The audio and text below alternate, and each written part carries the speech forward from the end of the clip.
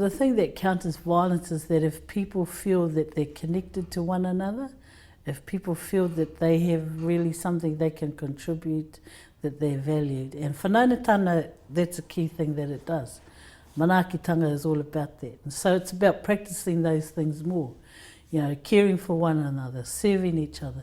When you are connected to your marae, you really serve your hapu. Nobody pays you for doing it.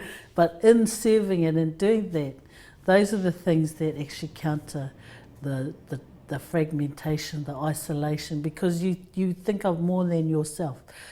Because I guess violence occurs when there is isolation, when there's fragmentation, when people feel that they are alone, that nobody actually gives a stuff about who they are or what they want to do. And that not only violence, but all kinds of things that are symptomatic of that loneliness, of that loss, occur, such as addictions or whatever else. But when you feel part of a community that is vibrant, that cares about you, that cares about your children, who you are, what you're doing, where you matter. And that's what whanaungatanga is about. You matter because you're part of my whakapapa. I care for you. I have an obligation to do those things. Once we practice those things, as we do naturally, then that will counter violence.